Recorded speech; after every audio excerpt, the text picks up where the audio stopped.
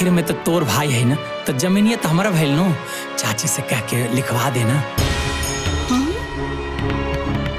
ठीक बा, तू चिंता ना कर, हम माई के फोन करब।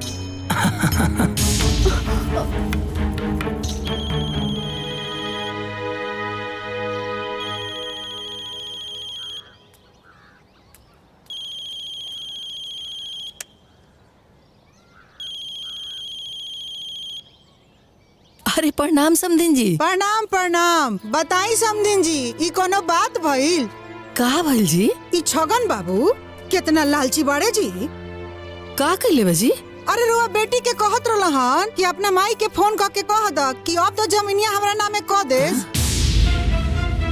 हमार बड़की पतोहिया अपना काने सुन लसिया। बताई समधिन जी, हमनी के बियाह में एको रुपया के लेन देन ना कइनी सन, यही उम्मीद पनु। अरे समधिन जी, हम तो दुष्टवा के पहले ही 2 बीघा जमीन लिख देले बानी। तो अब उनका रुआ जमीन पर काग जैसा नजर गड़ावे के चाहिए का?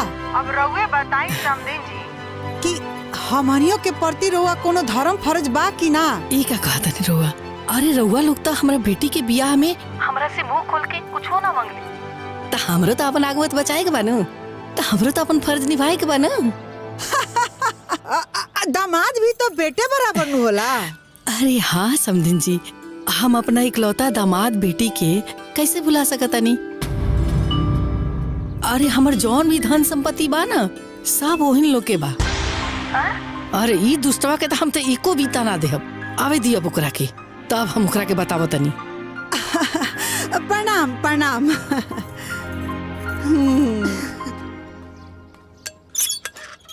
हे चाची, चाची, हे चाची, हे चाची, तोर बेटवा अपना बहन की से चकचका हुआ राखी बनवा के आ गइल बा।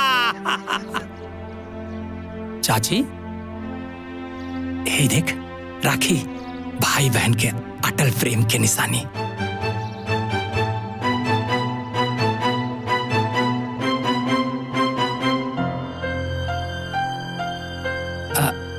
चाची, ओ बहनिया के फोन आयल रहल का? बहनिया कितना, लेकिन ओकर सास के फोन आई रहल। अरे जब तोरा के 2 बीघा जमीन हम लिख देले बानी, ओकरा बादो तोर पेट ना भरल, तो ओकरा ससुरारी में जाके ते हमरा बेटी के कान चबावता रे कि चाची से कह के सब जमीनिया हमारा नामे लिखवा दे। सुन, हमर बेटी सीधा बिया, लेकिन हम ना पागल नहीं की। और तोर सब कथा कहानी ना ओकर सास हमरा के बता दिले बड़ी। और हाँ, कान के ढक्कन खोल के बढ़िया से ते सुन ले और हमरा बात के गांठ बांध ले। जितना भी हमारा धन संपत्ति बा ना, सब हमरा बेटी दामाद के बा। ओमे से ना तोरा के 1 इंच भी जमीन ना देब, समझ गेले ते? चल जो जैसे मतलब ही कहीं के।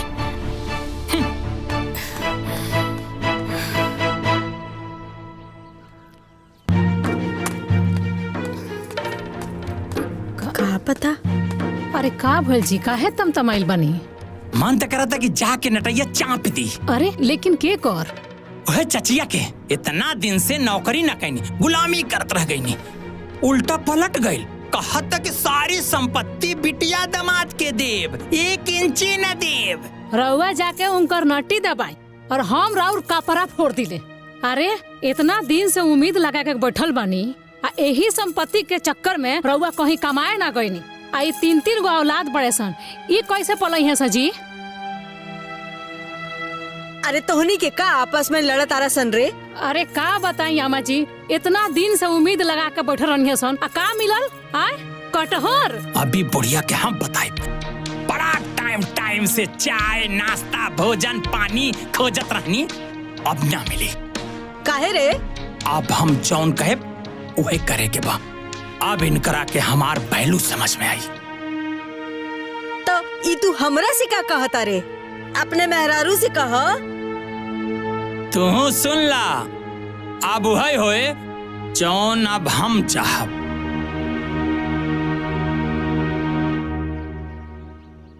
बतावा चाची, इस सरवा छगनवा हमार भाई ह कि दुश्मन? बिना बतौले न जाने कहाँ सबके लेके चल गइल बा। आ फोन करतानी तो उठाओ तो नहीं खे।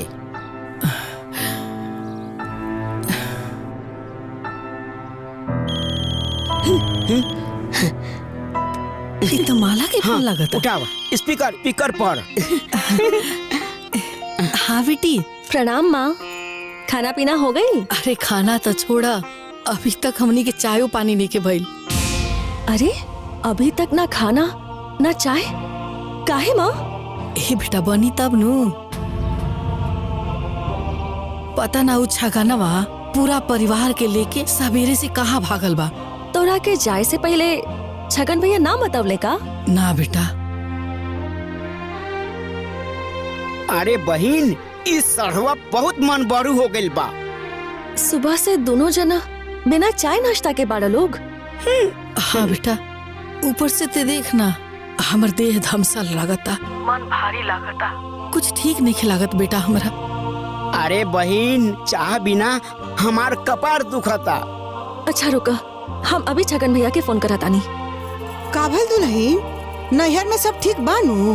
देखी ना, माँ अभी ले खाना भी नहीं के खैले। पता ना छगन भैया पूरा परिवार के साथ कहाँ गइल बाड़ा। हम अभी छगन भैया के फोन करा तानी। हाँ बहनिया बोल। भैया, माँ सुबह से बिना नाश्ता खैले बिया, तो के बोल के जाए के चाहिए ना। हे बहनिया, हम प्रधानमंत्री तो है ना, हमारा प्रोग्राम टीवी पे आई, कब कहाँ जाए के बा, अब इमरजेंसी आ गई आ गई नहीं। ऐसे काहे बोला ताड़ा भैया? तोरा के तो माई के चिंता रहे के चाहिए ना। हे बहनिया, तोरे मैयों के तो हमार चिंता रहे के चाहिए ना। ए लालची स्वार्थी, दुई बीघा घपच गईले तब तोरा शांति ना मिलल। ए माँ जी, तो रउआ का बिना पैसा के वकील बनता नहीं।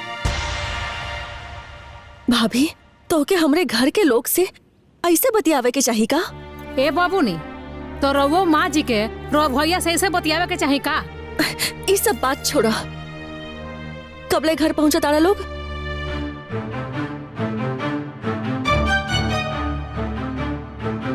ए बहनिया, हमरा सड़ुआइन के बच्चा होखे वाला बा, अभी वो पीड़ा में बा।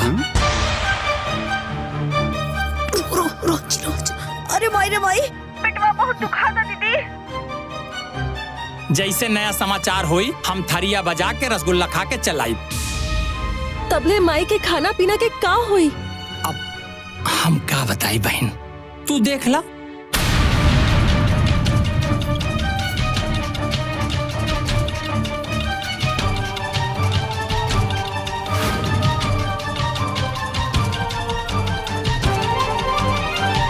मेहरारू रहित तू रानी बन के रह। तू टाइम पर खाना पीना, चाय नाश्ता सब मिले, आ साथ साथ खूब सेवा भी होई।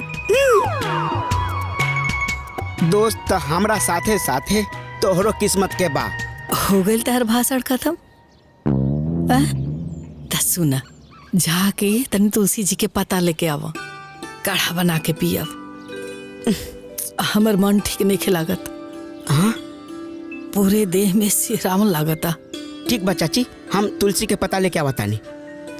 चाची सुन ना, खाना तनिका बेसिए बनैया, एहू बेर चल जाई, आ रात में ये भोजनवा खा लेल जाई। हाँ? ठीक था।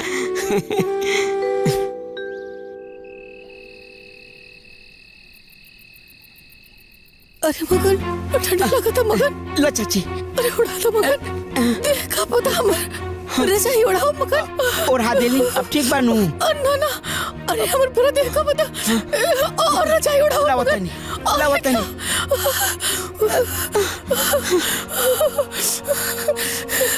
अरे बाप रे।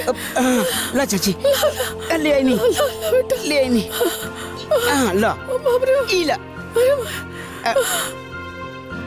अब ठीक बानू? अरे तने ऊपर से उड़ाओ मगन, और देह का पता। चाची ठीक बारू? माला के फोन बा। हाँ भाई बोला। आपके खाना पीना हो गइल का? अरे का खाना हो जाई, चाची के तो जड़ैया उखड़ल बा। हम इनका के ओढ़ना ओढ़ावतानी, रजाई ओढ़ावतानी, बाकी तो कांपते बारी। अरे काहे रजाई ओढ़ेला हा?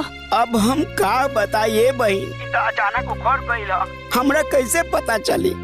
अरे तो बोला ना गर्म पानी पिए के दहिया गरमाई तो बुखारवा उतर जाई। गरम पानी? पूछा घरे कोनो बुखार के दवाई बाकी ना?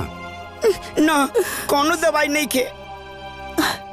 घर में कोनो दवाई नहीं खे, ऊपर से इतना रात हो रहल बा, अब न जाने का होई।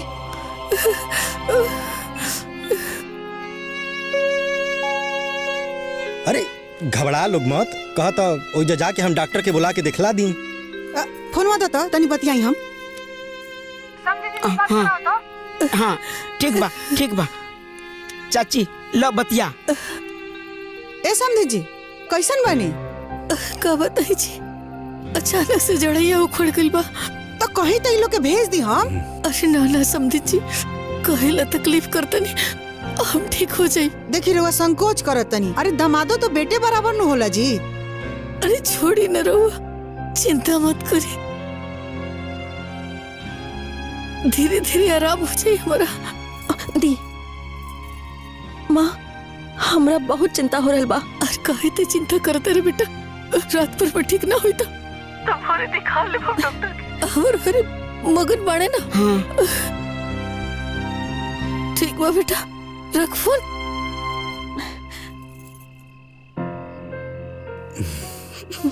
माँ जी सब ठीक हो जाए। ए मगन तनी और उड़ाओ मगन ठीक से। अरे ठंडा लगता मगन, तनी ठीक से उड़ाओ। हाँ पूरा ढक दो।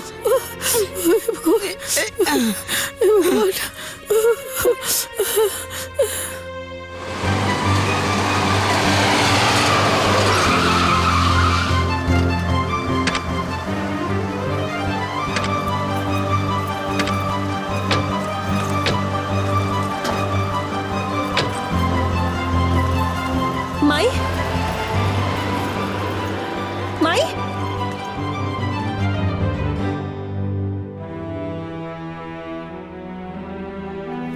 ठीक हो जाइबो माई, ठीक हो जाइबो।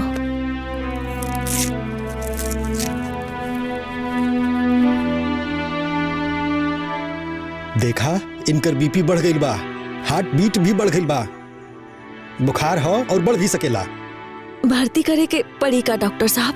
डॉक्टर साहब अगर भर्ती करे की जरूरत पड़ी तो हमनी के भर्ती करा देब सन। नहीं भर्ती कैले के कोनो जरूरत नहीं। बाकी यहाँ के काफी लापरवाही बा, यहाँ के परहेज करे के पड़ी, आपन देखभाल खुद करे के पड़ी, नहीं तो बीमारी दिन पर दिन बढ़त जाई।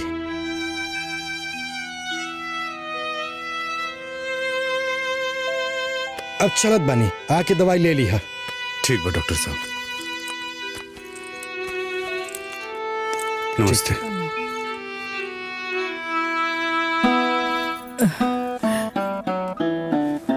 ए माँ जी, रउआ हमनी के साथ चली। रउआ एजा अकेले रहब तो अपन तबीयत और खराब कर लेब। अरे नहीं बबुआ, तू समझत काहे नहीं की, चाहना घर में हम बेटी के बियाह कैले बनी, कन्यादान कैले बनी, ओ घर के खाना पानी खाइब त हमरा पाप लागी। एक कौन पाप माँ? जहाँ बेटी रही उहे ना माँ रही। ते अपन दिमाग ना अपने पास रख।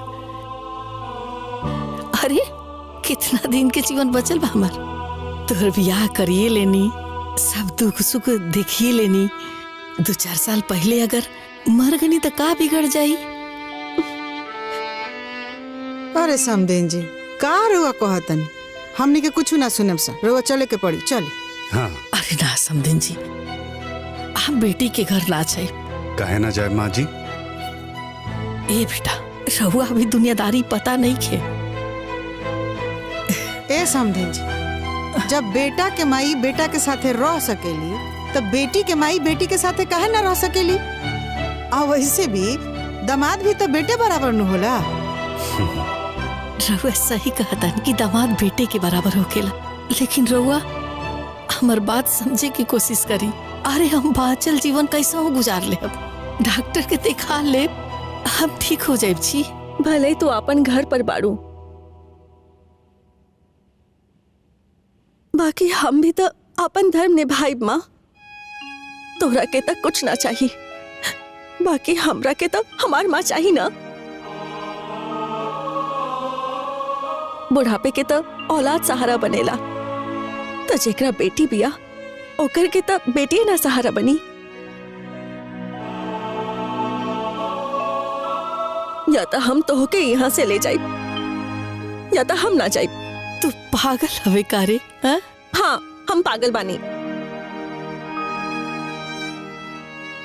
अरे चाची चल जाना, काहे जिद कैले बारू? हाँ अरे तू तो किस्मत वाली बारू, तहार बेटी तहार इलाज सेवा करे खातिर अपना घरे लेके जाल चाहता रही। न तो आज के जमाना में लोग के बेटा भी साथ ना देवेला। चली समधिन जी, अब इतना सुनला के बाद रो नहीं की सकत। चलिए हाँ माँ जी, चली चली। माँ हम पैर पड़तानी, माँ हम पैर पकड़तानी, माँ चली ना हमरे साथ।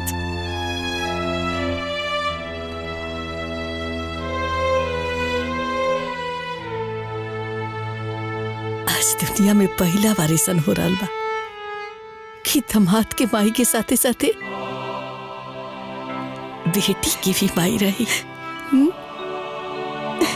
चलिए तैयार हो जाइए। हाँ माँ जी। चला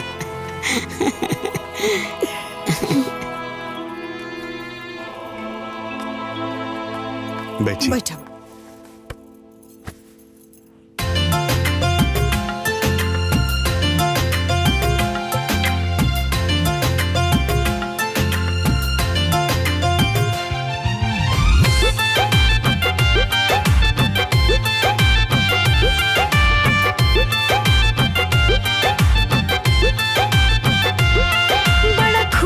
बाड़ी माई आज हो, लेके जाले बेटी दमाद हो।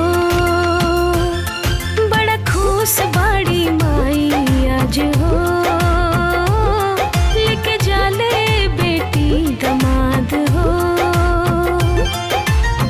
होई खूब आदर, मिले खूब प्यार, चल देहली माई अपना बेटी के ससुरार। चल देहली माई अपना बेटी के ससुरार।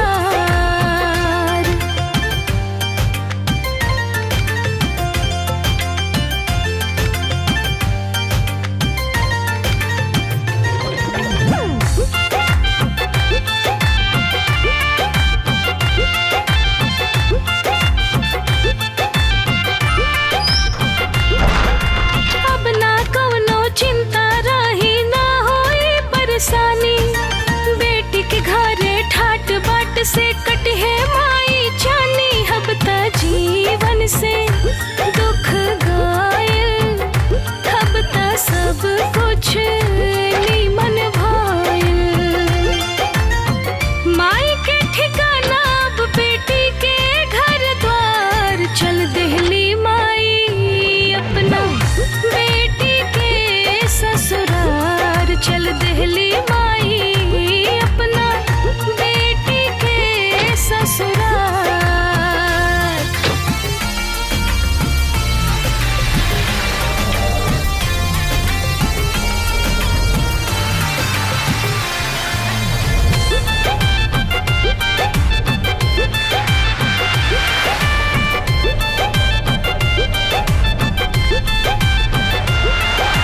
बेटा के कमी आज पूरा कर दिहले दामाद।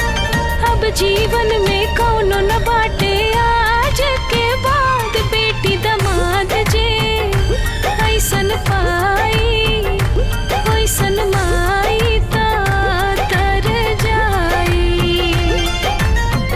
बेटी के ससुरा में मिली सत्कार। चल देहली माई अपना बेटी के ससुरार। चल देहली माई अपना बेटी के ससुरार। अरे सारे बेईमान, बीबी के गुलाम, सरवाइन के नौकर। ए सारे मारा एक लाठी ने तो लंबा हो जाइबा। तू हमरा के का मारबे? चचिया गईली अपना बेटी के जोरे, आ तू सरवान के लइका होखा। रख।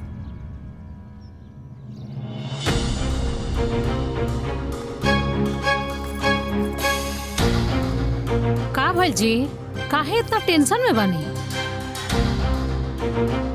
चाची हम मलवा के घर चल गए। ला अब जोता जमीन, अरे 20 बीघा जमीन का सपना लेकर बैठा रहा। वही जमीन के चक्कर में बहरा तू कमाए ना गइल। अब कमा कमा के दू गो बेटी संगे कर पिया। निकम्मा निठल्ला आदमी। अरे तेरा पता थोप आवे पुरानी यादी ऐसा मरद के। ए दुल्हन तनी चपका के लगाव। हमरा समधिन जी के कपारे पर ठंडक पहुँचे के चाही। ए तू काहे खड़ा बड़े? बैठ, समधिन जी के गोड़ दबाओ। अच्छा माई। समधिन जी भी तोरा माई बराबर बानी, खूब सेवा करिए। दबाओ बढ़िया से, ऐसे ऐसे। हाँ दबाओ, ऐसे दबाओ।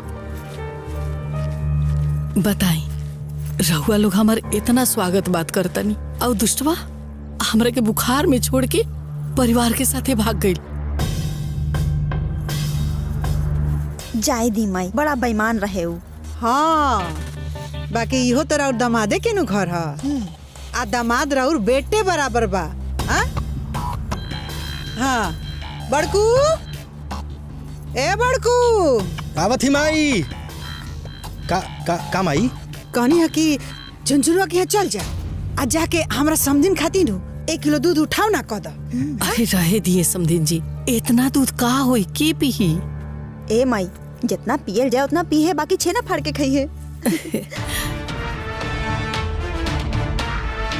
अरे रहुआ खड़ा का बनी?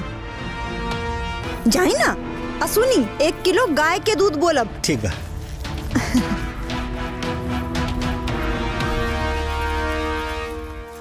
माँ जी हाँ? चाय।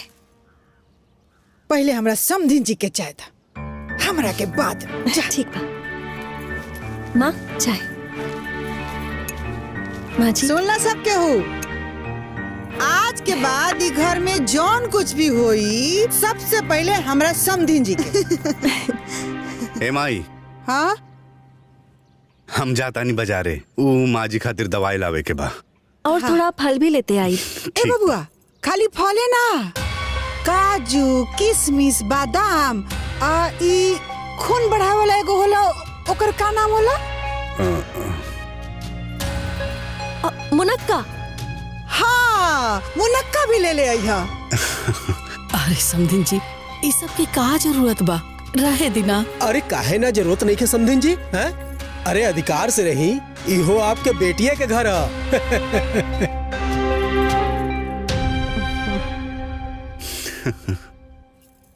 ए माला मना करना इ लोग के, इतना ख्याल रखा था लोग। काहे ना करी माई, हमरा नियन तोरा के सभी लोग प्यार करी ले।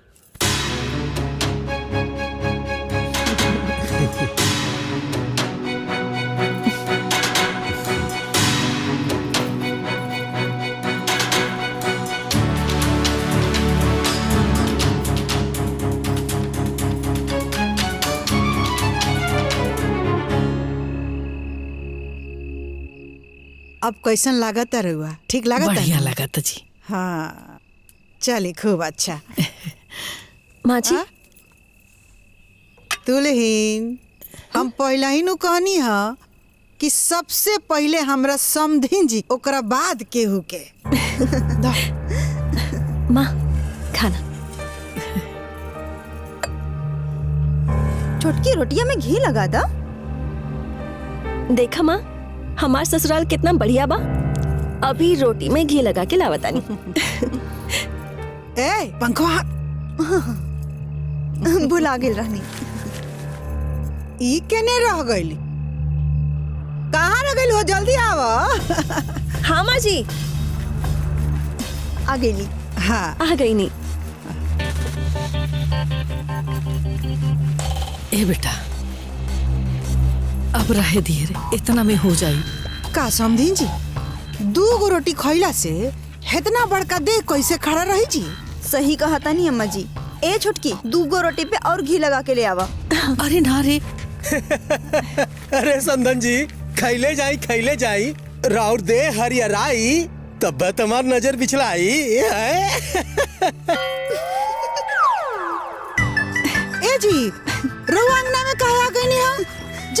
जाई दुआरा पर हमार समधिन जी खाए में लजा जाए जाई। अरे भाई जात है हमरे ओर से समधिन जी के एगो रोटी और दे दिया।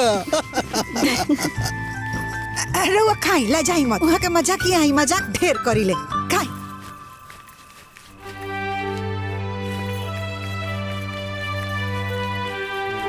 का खाई समधिन जी रउआ सब इतना हमरा के खुशी देता नहीं कि ओकरे से हमार पेट भर जाता।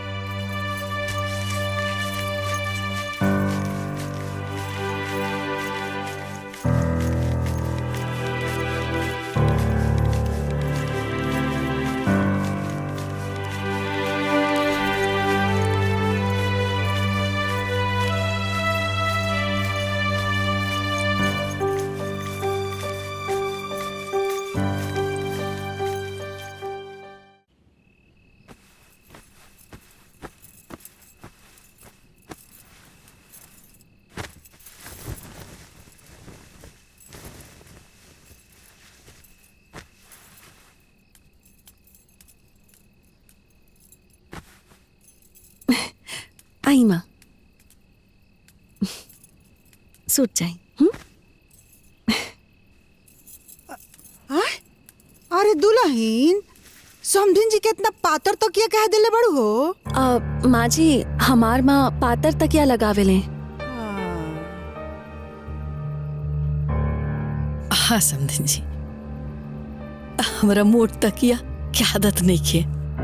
अच्छा तो माई हैली ए बड़को एमे हाउ ताकत वाला मिलौले बड़ू। अरे सब मिलावले बानी माई ली माई पीली। माँ जी दवाई खा ली।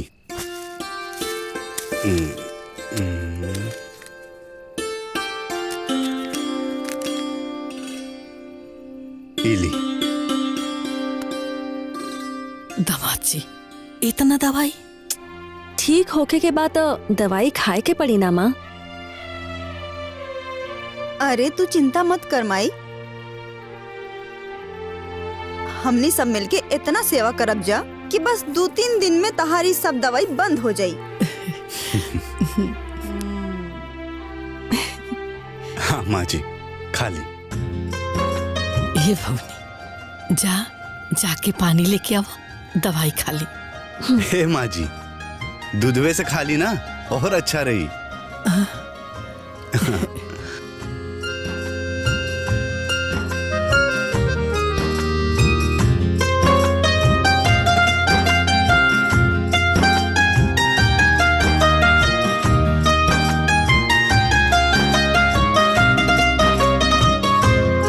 पी पूरा खत्म करी।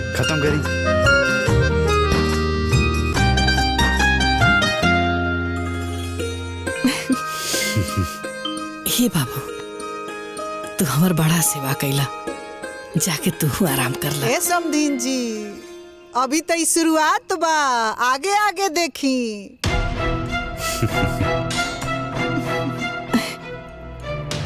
ए बेटा हाँ समधिन जी के गोड़ दबा दो। हाँ माई। अरे ना समधिन जी हम दामाद जी से पैर छुआई। हाय देखो कैसन बात करत नहीं रहुआ। अरे दमादो तो बेटे बराबर न होला। ए बबुआ दबाओ। हाँ अरे ना काहे हमरा पाप के भागी बनाओ तनी। हमर बेटी बिया ना दबा दी।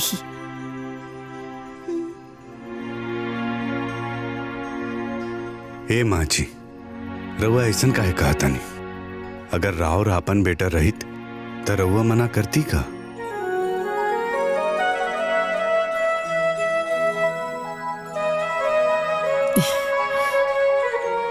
हे माँ जी इतना संकोच मत करी। चली लेटी लाई लेट जाए। सो जाए।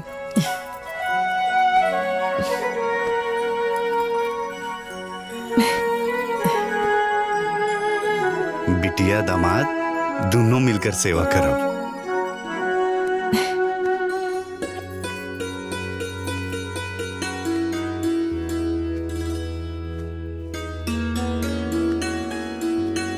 समधिन जी आज तक एकदम ताजा लगता नहीं। कैसन तबीयत बा? बढ़िया बा समधी जी। शरीर में शक्ति लगा था। हाँ समधी जी, अरे जब इतना सेवा होई त काहे ना बढ़िया लगी। हाँ। मिजाज एकदम हमार फ्रेश बा।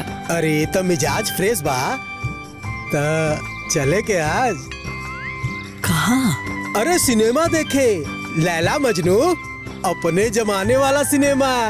लैला मजनू, अरे अपने जमाना वाला सिनेमा। भाग समधी जी, रहो ना, ए उम्र में जाई हम फिल्म देखे। अरे उम्र 55 के और दिल बचपन के बनाई। ना ना, हम ना जाए। अरे तो उसे का हो गई?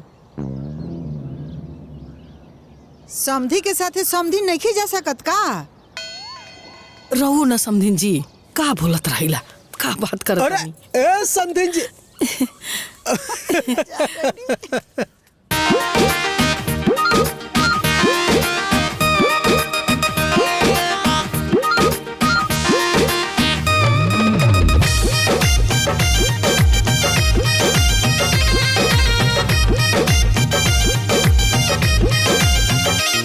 अरे काजू किशमिश और बादाम पिसाए दुल्हनिया, खिया पिया के समधिन जी के करब हम चुनिया।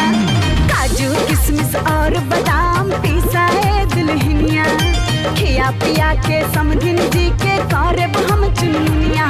गरम दूध में सब कुछ मिला के, गरम दूध में सब कुछ मिला के, सेवा समधिन के, सेवा समधिन के होई दबा के, सेवा समधिन के होई दबा के।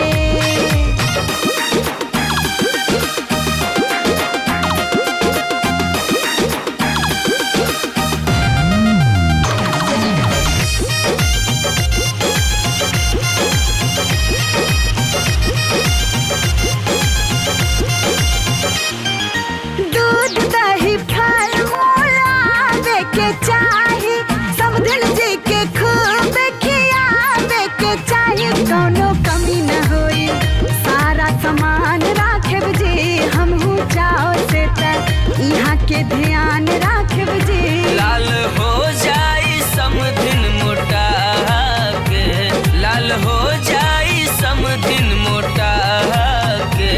सेवा समधिन के, सेवा समधिन के होई दबा के, सेवा समधिन के होई दबा के।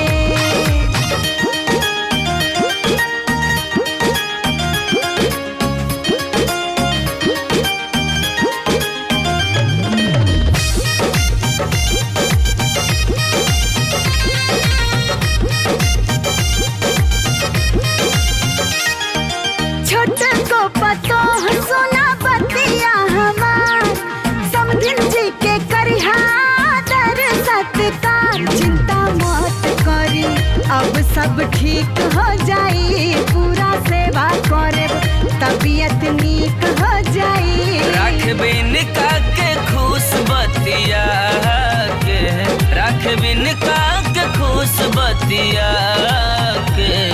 समधिन जी, सेवा समधिन के होई दबा के, सेवा समधिन के होई दबा के। अरे मिजाज मस्त हो जाई।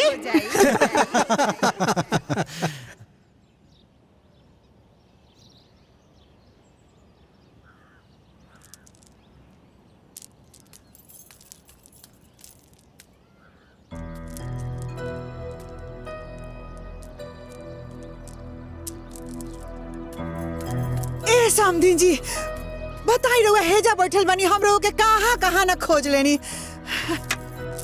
समझ ली कि हम इतना ना भाग्यशाली बानी कि रहुआ जैसन समधिन के सेवा करे के मौका मिलता।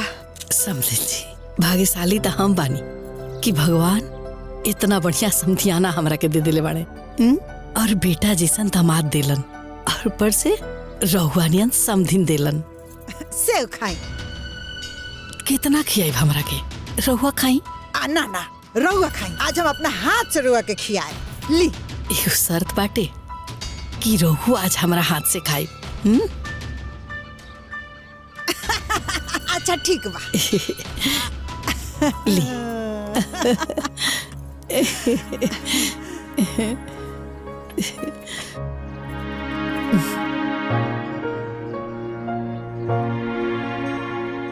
ए समदिन जी, कुछ सोचा नहीं?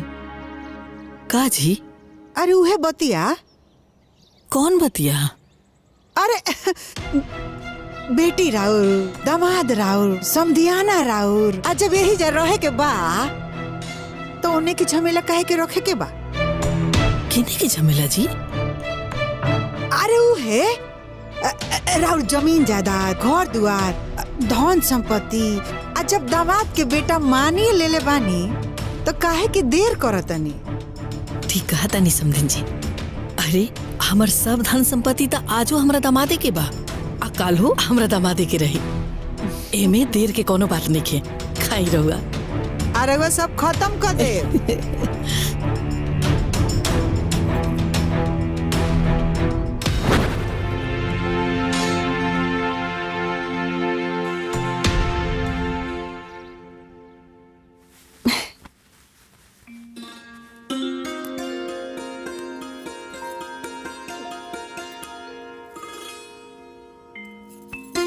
होगी चला था नहीं। सुनी, हाँ आज डॉक्टर साहब से मिलके माँ के रिपोर्ट बता दे। अभी तो वो ठीक बिया, आगे बाकी के दवाई देवे के बाकी ना। ठीक बा। ए बेटा। हाँ माँ जी। हमरा कुछ कहे के रहा। बोली माँ। हम सोचत रहनी है ना कि अपन सारा जमीन जायदाद तोरा ससुराल वाला के नामे कर दी। काहे?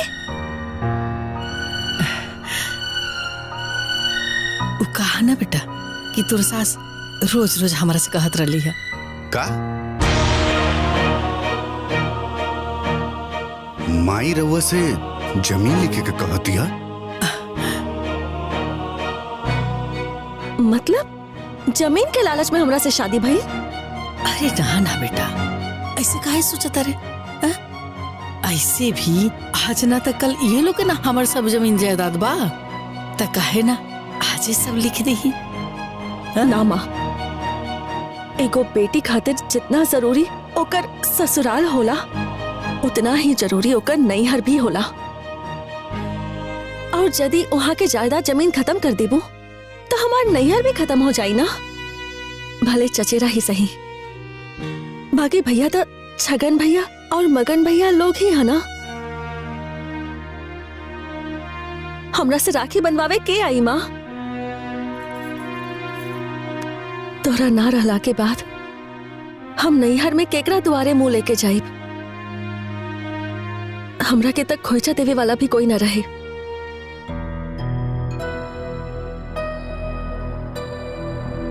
माँ, अगर हमार ससुराल बा तो हमरा नैहर भी चाहिए। हाँ माँ जी,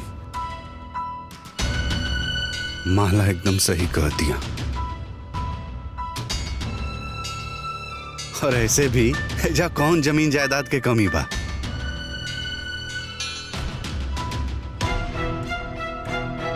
रउआ ये सब चिंता छोड़ी और अपन सेहत के ख्याल रखी।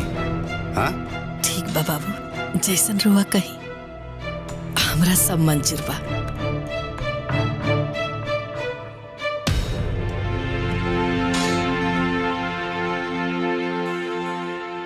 अरे बाप रे बाप, दादा ओ दादा, हमार माथा घूमता चक्कर होता है दादा। हमार दुनिया लुट गई रे बाप, हमार दुनिया लुट गई। उल्टी ना अम्मा जी, जेकर करेजा पर ऐसन गाज गिरी वो बेहोश न होई त का होई? अरे बताओ बड़को, एगो रुपया ना लेनी बियाह में हम, ऊपर से बुढ़िया के बोला के काजू किशमिश बादाम ठुसवावतनी आ उलट गइल। बताओ बुढ़िया के तो छोड़ी अम्मा जी, बाकी वो तो एक घर के छोटकी पतो भी है ना। और सोचा था अपना चचेरा भाई के बारे में और लड़किया के बारे में। अच्छा तो ओकरा साथे साथे तो हमर बेटो हो में हो मिलावता। ई पतो ना दुश्मन आइल भी हमरा घरे। बाप रे बाप, ए बड़को हमर सारा मेहनत सारा पैसा बर्बाद हो गइल। बाप रे बाप, अरे बाप रे दादा रे। सुना, आज से अभी से तू बुढ़िया के तरफ तकबो ना करबू। हाँ, अब इनका के काजू किशमिश बादाम ना गोबर खियाओ तनी गोबर, और दिन भर नारी के पानी पियाओ तनी इनका के हम। बाप रे बाप, हमरा के माई, भाभी के माई के अनार के जूस निकाल के दे दी का? जूस ना, बुढ़िया के भौर मुंह में डाल दे, जहर मर जा बुढ़िया। जूस पियानी हमरा के खत्म करके, बाप रे बाप, दादा दादा, अरे माई रे, अरे बाप रे बाप।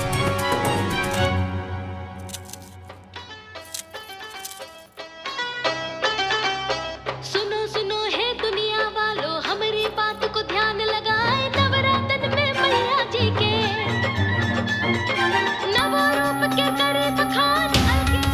देखो तर बड़को, बुढ़िया हमरा देह में आग लगा के मोबाइल पर वीडियो देखा दिया।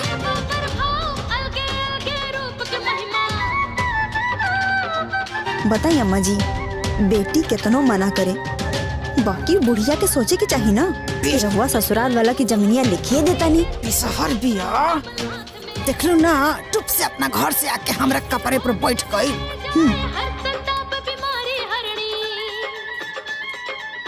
माँ, चाय। देखा था नहीं अम्मा जी, सास से बढ़ के माई हो गईली। पहला चाय अपना माई के देला सिया। का करी, बेसंस्कारी माई के बेसंस्कारी बेटी बिया, जन माई सिखले भी उहे न करी।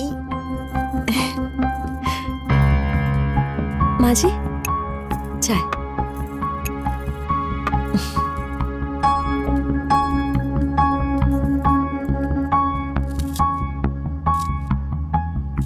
देखो तर बड़को, कैसे बुढ़िया बैठ के सर सर चाय पियतिया। दामाद के कमाई खाए में लाजो नहीं लागत एकरा। अरे समधिन जी, आई ना, साथे बैठ के चाय पी ले हल जाओ। ना ना, रउए पी, तनी हमनी के काम बा।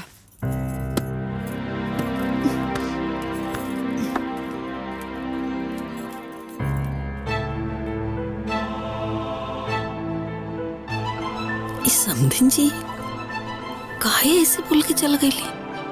यहाँ से पहले ऐसे ना बोलत रहे। का हो गई का के?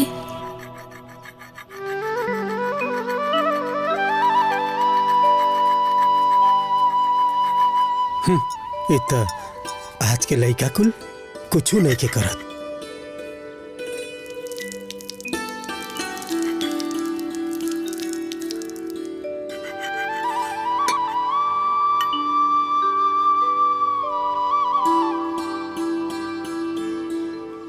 समधिन जी, आज तो एकदम चकचका के लगता नहीं है। अरे तनी हमरे साथे बाजारे चला, छोला समोसा खियाई। अरे भाई, हमरो श्रद्धा पूरा कर। बाक समधी जी, रहो खूबे बोलीला। ए जी, हाँ, छोला समोसा कहा खियाए, बरमाला डाल दी, गठजोर कली।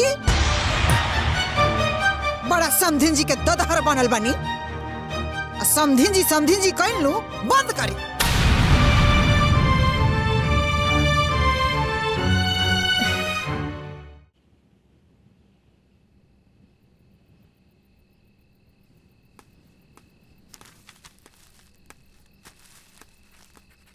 ए मधु, भाभी के बुला। भाभी, भैया बुलावत रे। हाँ, आवतानी।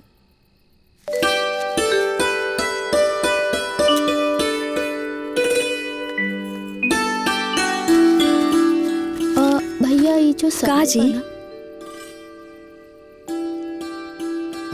माला एकरा में माँ जी के सेव, दवाई और जूस बा, दे दिया। ठीक बा। देख लू बड़को, जना से ना कोनो सुख ना सवारत, ओकरा के जूस पियावता कमीनवा। उहे नु पढ़ौले बिया माँ जी। पढ़ौले नहीं खे, माई बेटी मिलकर ओकर मोती मार लेले बड़स।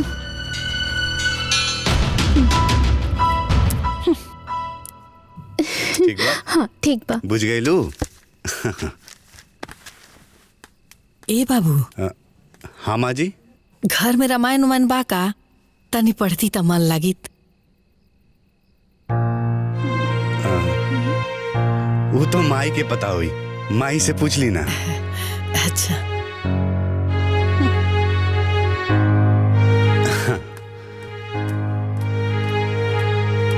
ए समधिन जी, रामायण बा? महाभारत बा, पढ़े छोड़ दो।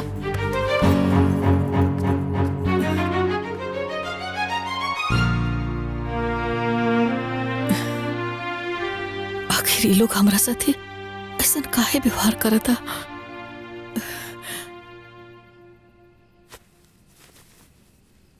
डॉक्टर साहब के पास गए रहनी है, कहले कि माँ जी के अब दवाई की जरूरत नहीं खे।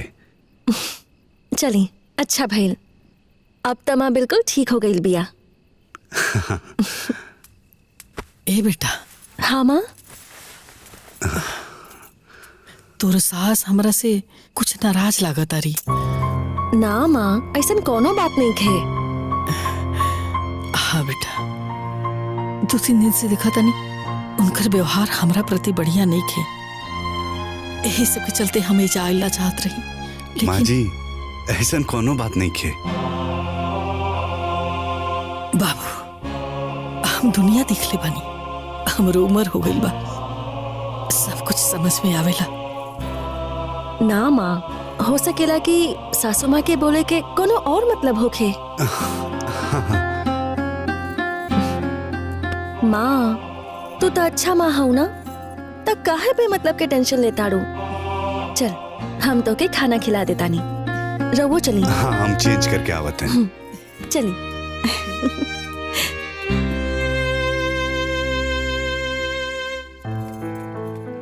आई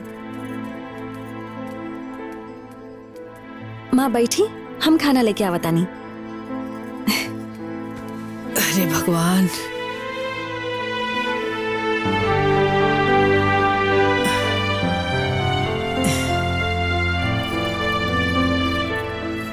अरे ये समधिन जी, अरे बैठी ना, रो काहे हमरा से कटल कटल रहा तनी। तका रो कपार पर हम बैठा रही, जब रुआ सेवा मेरा और बेटी दमाद लागले बा तो हम का दही पर के छाली काटी, जे राउर हर रुआ में सटल बा, हम के हई।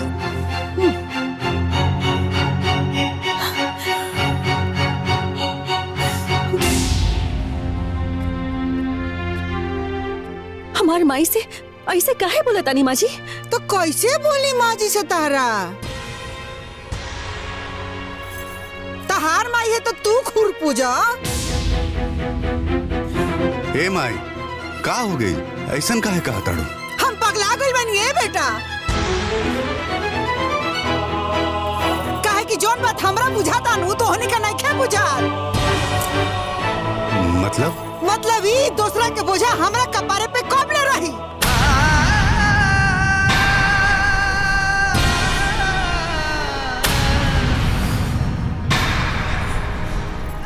माँ जी,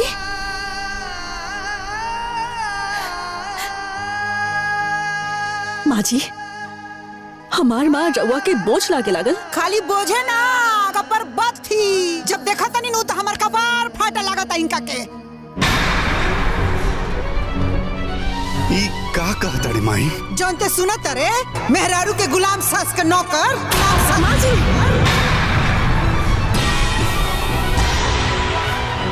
हम अपन माँ के बेइज्जती बर्दाश्त नहीं के कर सकत। आखिर रउआ हमार माँ के का समझ ले बानी? हम अपन माई के सेवा करतानी त रउआ का चलतानी? हम राउर बहुत बाद में बानी, पहले हम अपन माँ के बेटी हई। तोहरा नियन बहुते बेटी देखले बानी, आ इनका नियर बहुते माई भी। अरे अभी नया कौन तमाशा चालू करे बाड़ू हो? ई बुढ़िया कब ले अपना घर में रही? माई ते ही ना कहले रहलिया कि जब बेटा के माई बेटा के साथ रह सकेली तब बेटी के माई बेटी के साथ काहे नहीं के रह सकत?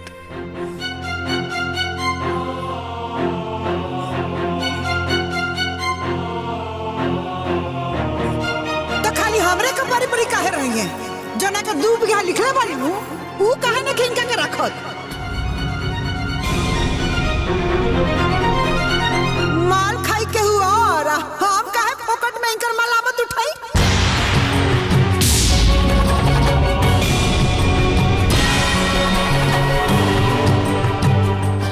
हमके सब समझ में आ गई बा।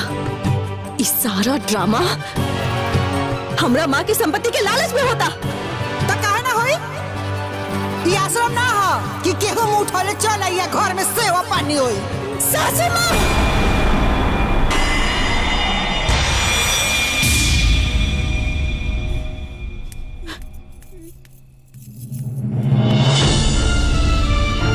हमार बात कान खोल के सुन ली। हमार माँ कोनो आश्रम में ना, अपन बिटिया और दामाद के घर में बिया। हमार माँ बेसहारा ना, होकर बिटिया और दामाद भी बा।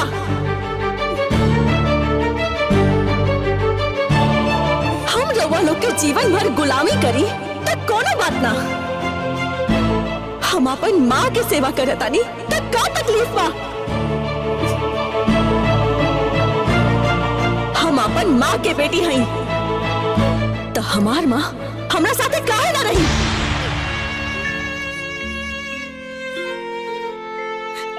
हर सास के अपन बहू के नैहर से ही प्रॉब्लम काहे होला? आखिर ओकर का अपराध बा? भगवान तो ऐसा कोनो तराजू नहीं के बनवले बारे जहाँ बहू के ससुराल के पलड़ा बहू के नैहर से भारी होखे, बहू के सास के पलड़ा बहू के माँ से भारी होखे। ऐसे दोबारा ऐसा गलती मत करब।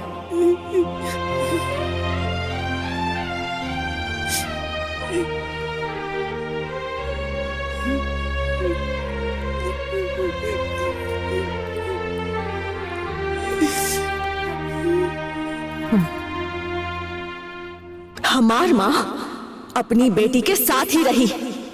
इस संभव नहीं के हमरा घर में। बा माँ, अब हमार सास अपन बिटिया दामाद के साथ ही रही।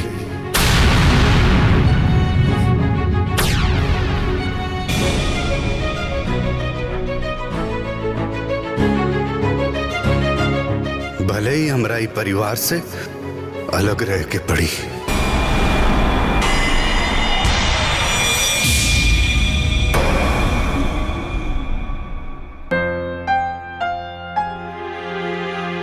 चली माँ जी, आई आराम से। उठी माँ, आई।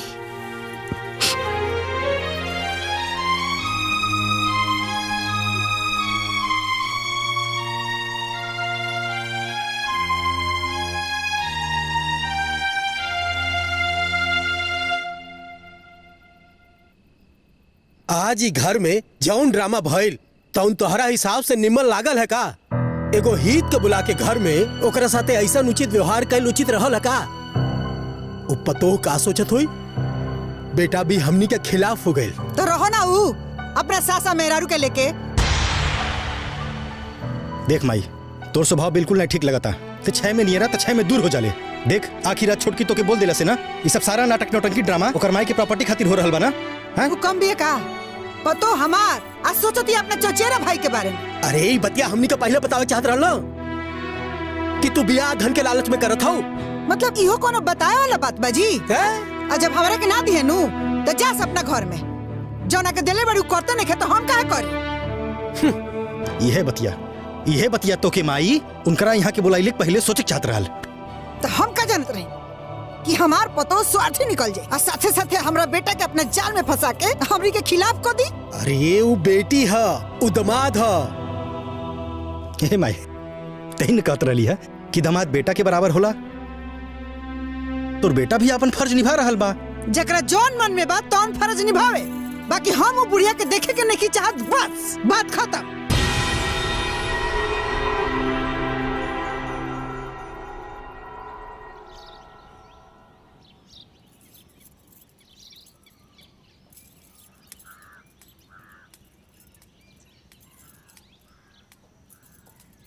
अरे ई माँ भोरे भोरे कहाँ चल गईली?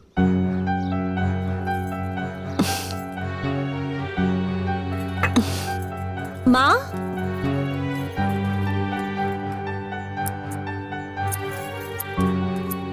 बाबूजी, हमार माँ के कहीं देखनी होगा? ना दुल्हनिया, देखा कहीं घर में?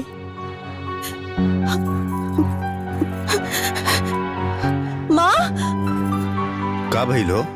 देखी ना, माँ ना अपने कमरे में बानी ना कहीं और लोकतानी। गईली कहाँ? अरे जाइए कहाँ, कहीं और हुई है, देखी बढ़िया से। माँ, माई, माँ जी, माँ, माँ जी, हमार माँ के कहीं देखनी होगा।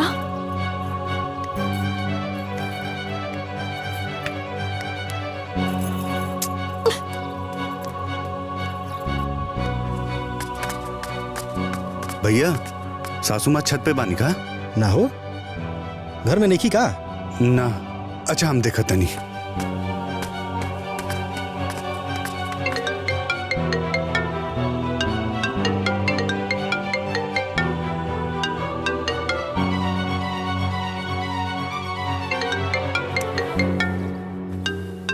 हैं? अरे इ त माला के फोन बा। बोला बहन। भैया, माँ वही जा गईल बाड़ी का? माई ना तो, एक मिनट रुका। हाँ रुका रुका, देखा था नहीं।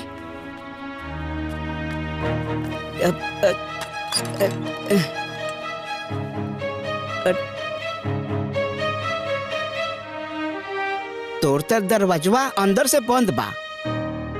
का भइल ह? माँ सुबह से नहीं के मिलत, पता ना कहाँ चल गईली। बाकी अहिजा तो नहीं ख्याल बाड़ी। हमरा बहुत चिंता होता भैया। तू चिंता मत करा, वहीजा भी देखा, हम अहिजा देखा तानी। ए तू परेशान मत हो, माँ जी मिल जाई। हम गांव में भी जाके देखा तनी। हाँ, और ना मिली तो पुलिस कंप्लेन कर दे। बाकी तू रोवा मत, हम माँ जी के खोज के आवत तनी।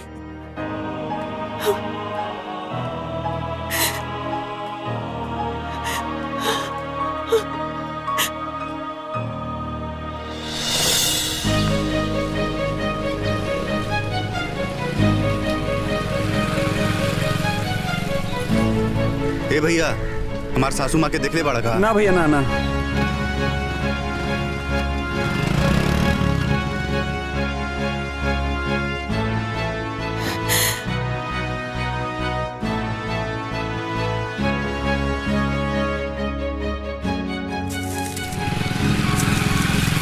ए चाची, हाँ? हमार सासू माँ ही ने आयल बड़ी का? ना यहाँ ना आईली।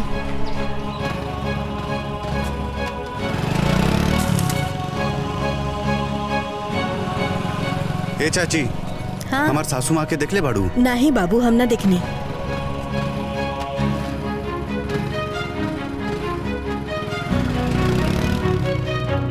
चाची, ए चाची, चाची, चाची।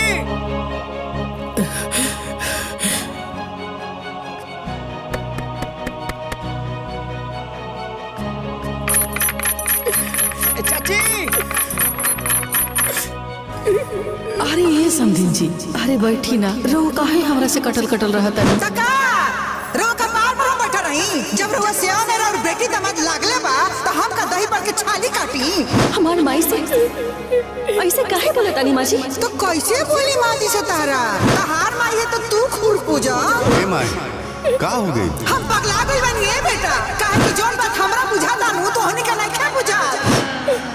चाची, ए चाची, चाची, ए चाची।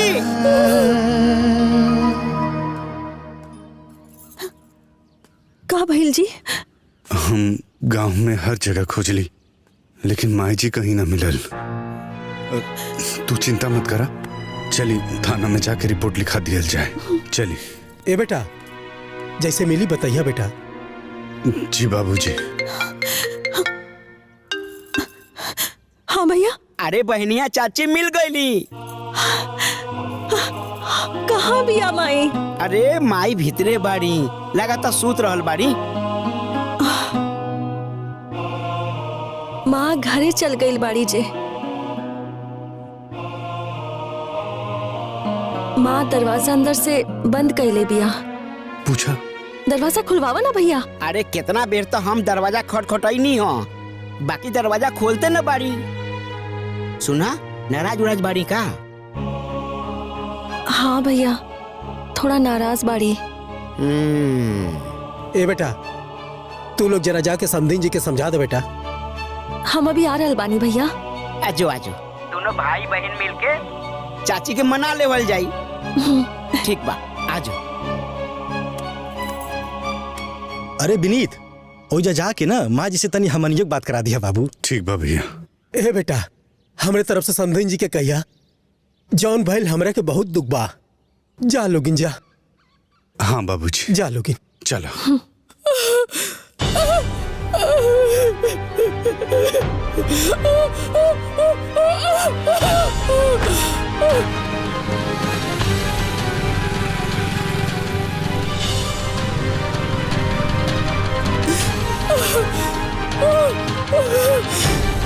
ए चाची, माला दैनी।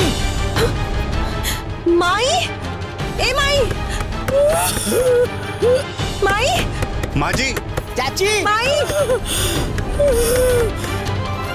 चाची, सुनी, दरवाजा तोड़ दी।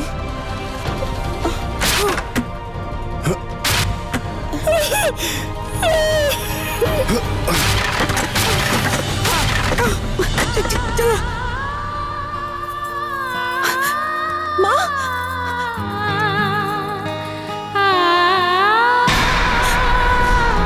माँ, माई, ए माँ, माँ जी। चाची,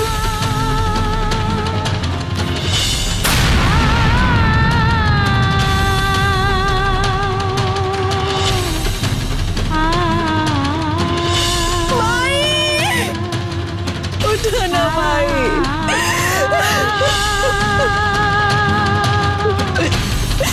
उठो ना माई।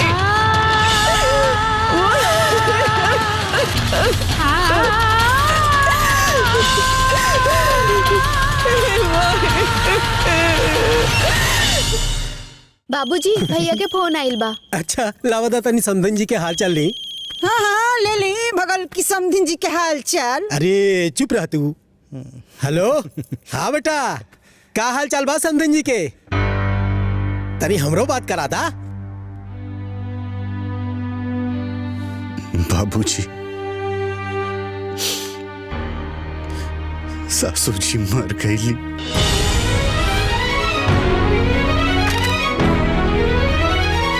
का भइल बाबूजी? ओकर सासू मर गईली। तब के जा अमृत के खैला पी के आइल बा। अरे चुप रहना तो मारा वैसे झापड़ खींच के ना तार उपदेश दिहल सब भुला जाए। दुष्ट, नीच, लालची औरत आज कर दे बेटी का नाथ। तो हम का ऊपर और दुआ लिख लेना नहीं। हाँ, फिर तो बोला ताली, आज तो की जिंदा ना छोड़ा, आज तो की जान से मार दे। अब रुक। अरे रे रे रे, बाबूजी बाबूजी बाबूजी, रुक जा। हम समझाते हैं, हम समझाते। ए माई, माई, ये तू का बोलता रे माई? तोरे तनको कुछ समझ में आ रहल बा? अरे ये मूर्ख औरत के कहाँ समझ में आई? अरे एकरा चलते एगो बेटी टूअर हो गई। जीवन भर खातिर अपने माथा पर काली कलंक लगा लेलस।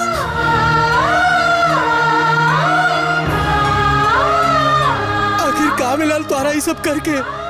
सब खत्म कर दिलू ने। अरे कहीं औरत ऐसा होला? अरे कैसे पाप के प्रायश्चित करबो? कैसे कलंक धोबो?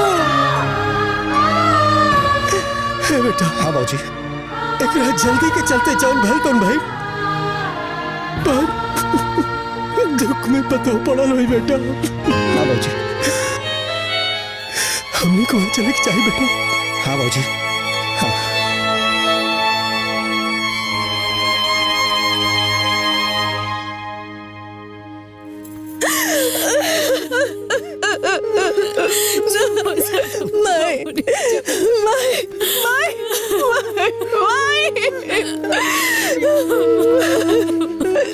भाभी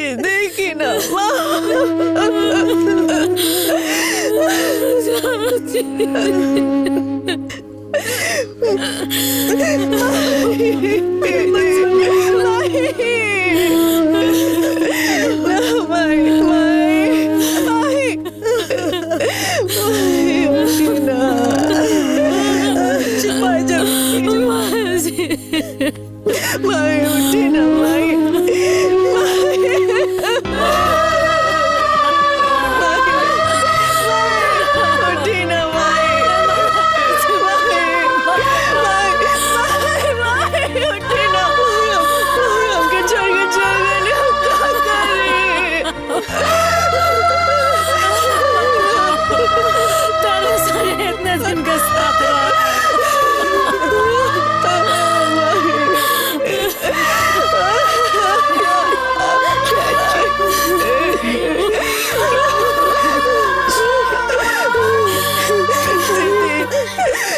देखी ना, हमके छोड़ के चल गई, वो सब कुछ खत्म हो गए, पूरा मम्मा कर दी थी।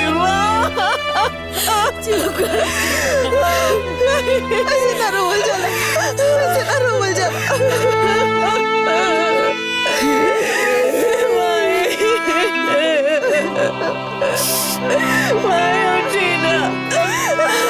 ए छगन छगन अर्थी के तैयारी कर जाओ बेटा। बाकी कार्यक्रम आगे बढ़ावल जरूरी बना बेटा। चलो चलो छगन। उठ जाए ना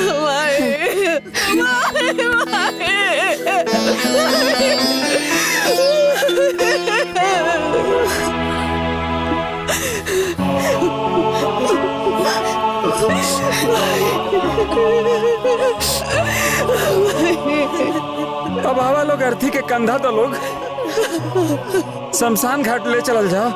ए छगन बाबू आगे उठाओ। हम काहे उठाई?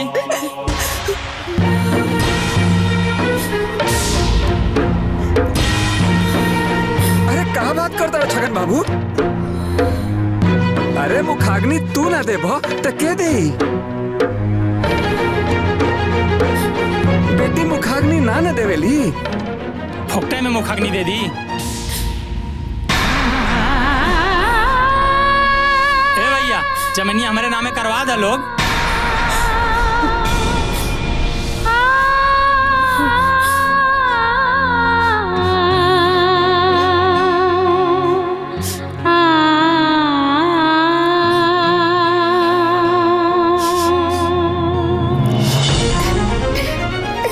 लालची तू लालच में इतना अंधरा गइल बाड़े कि तोरा यूं नहीं के पता कि कब का बोले के चाहिए। एकदम नीच हो गइले तू। चुप ससुर, मारा भी क्यों नहीं ना तो जमीनी माटी चाट लेबा। बाटा ही सब लोग आपस में राय मशविरा कर ला सब लोग। भैया हम तो के कबो अपन भाई से कम ना समझ ली, तोरा मान सम्मान कम ना कैली। बाकी आज तू बता देना कि गैर कबो सगा भाई नहीं की बन सकत।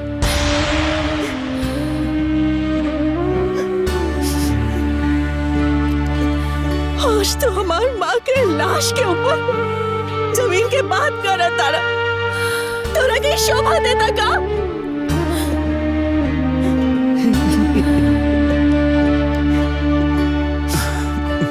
तोरा के ऊपर हमके नफरत आ गई। तू भाई के नाम पे कलंक पड़ा, कलंक पड़ा। ए बहिन ये लालची बहुत नीच हो गइल बा, नीचता पर आ गइल बा। हाँ हम नीच है, गिरल है, पतित है। बाकी मुखाग्नि तबे देव जब हमरे नामे जमीन लिखबू। छगन बाबू जमीन कहीं यहाँ से उड़ के ना जाए, ये सब फैसला बाद में हो जाए। बाद में काहे? आजे काहे नहीं हो सकत? हे छगन भैया, दुनिया में लवारिस के भी तार करे वाला मिल जाला। फिर हमार सास के बिटिया दामाद दोनों जिंदा बानी। बिटिया ना मुखाग्नि ना दे सकेली, दामाद काहे नहीं के दे सकत?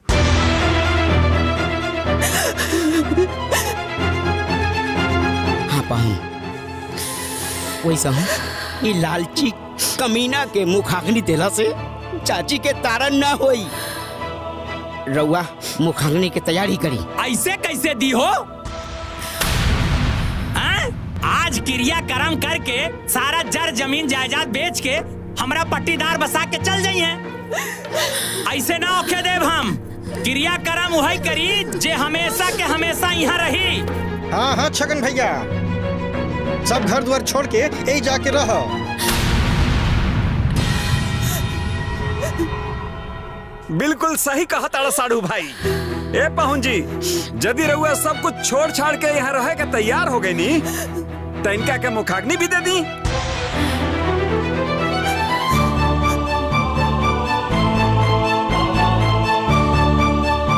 का भइलो? बोलल बहुत आसान होला, बाकी करल ना। छगन बाबू, निभावल मुश्किल ना होला। भगवान हमरा के दुद्दू को बेटा देले बानी।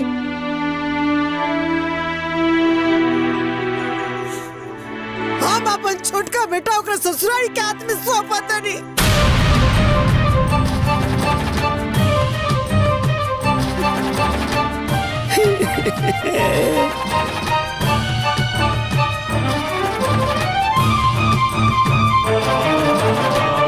हमेशा कहते कि दामाद बेटा बराबर होला, बेटा बराबर होला, लेकिन हाथ रहनी। ए बेटा,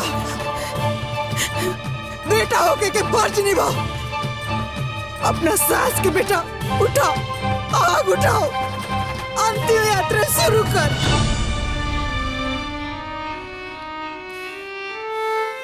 उठी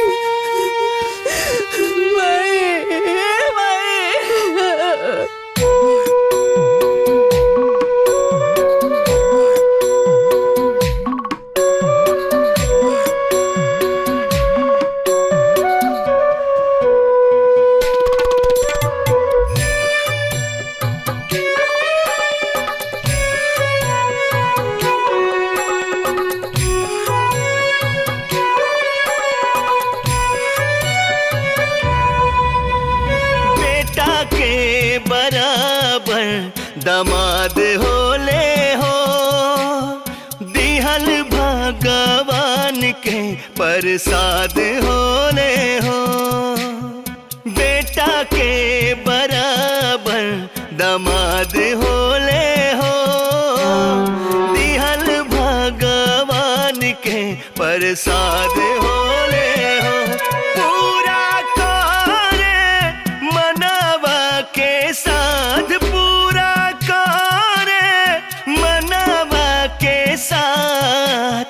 बन के खेवैया लगावे पार नैया, बिटिया दमाद। बन के खेवैया लगावे पार नैया, बिटिया दमाद।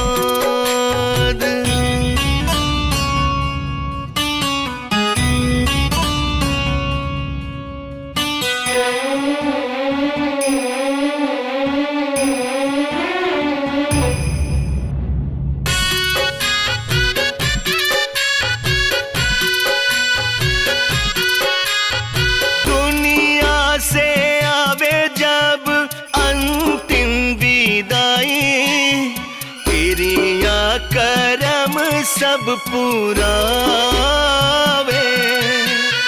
जवन फर्ज होला हो सगरी निभा के, कांधा पे घाटे पहुँचावे।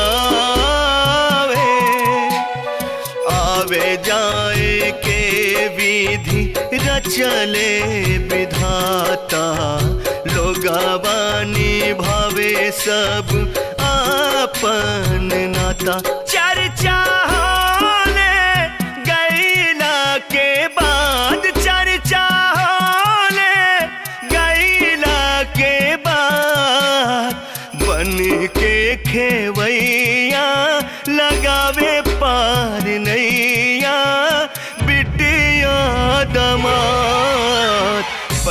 के खेवैया लगावे पार नैया बिटिया दमाद।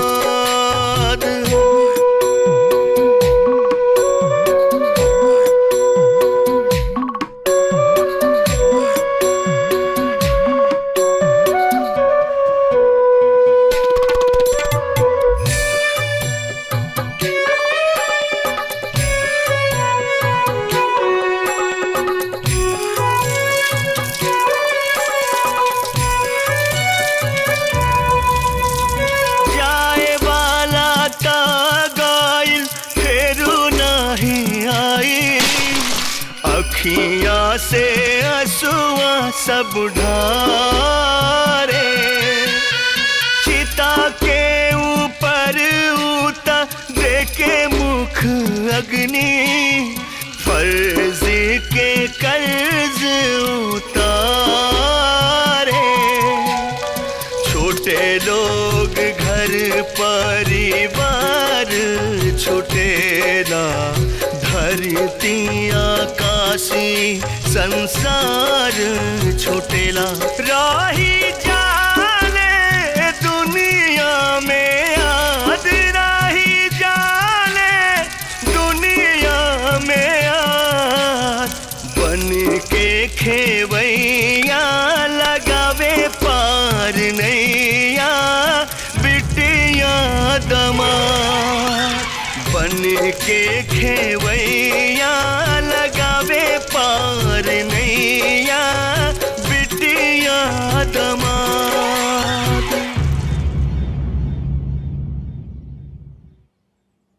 समधन जी, धन के लालच में एकर बुद्धि भ्रष्ट हो गई रहला।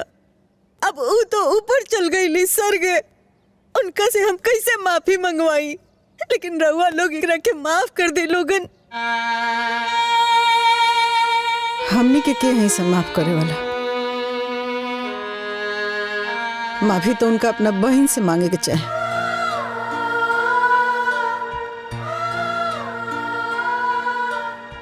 हे बहन, हमरा के माफ कर दो। हम लालची आदमी इंसानियत भूल के पागल हो गए नहीं।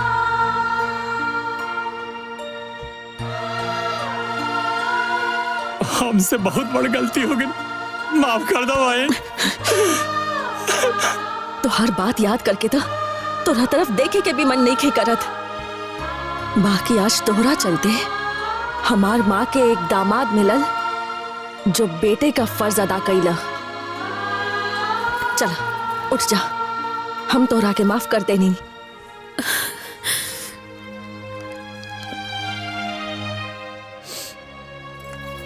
है दुल्हन,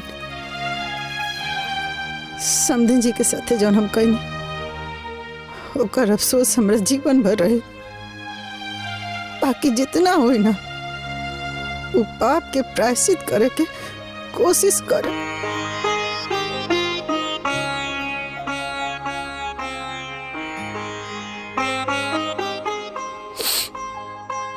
सुना, वो घर तारे आओ जात रही है। बेटा, यहाँ का पूरा ख्याल रखिया। कोनो बात हुई फोन जरूर करिया। जी बाबूजी। और हाँ, तू लोग यहाँ दामाद के रूप में ना बेटा के रूप में रहिया। हाँ बाबूजी। मगन बाबू ख्याल रखिया। जी जी। ए जी, अब रहुए लोग के गार्जियन बानी, ख्याल रख। अरे ये हमार परिवार है, हमला ध्यान दे तो कैसे चली। हम एकदम ध्यान रखब, रहुआ लोग निश्चिंत रही और निश्चिंत होके जाई।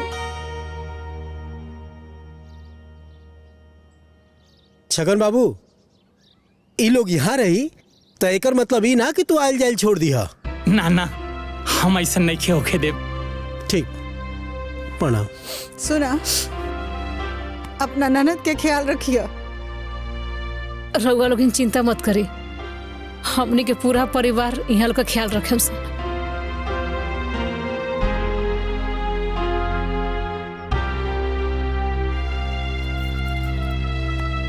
ख्याल रखिए।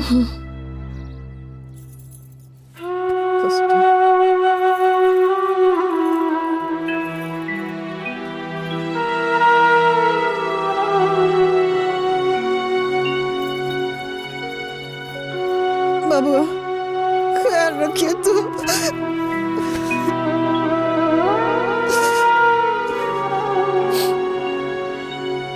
तू लोग ठीक से रहिया। चल प्रणाम। खुश रह। खुश प्रणाम। चल।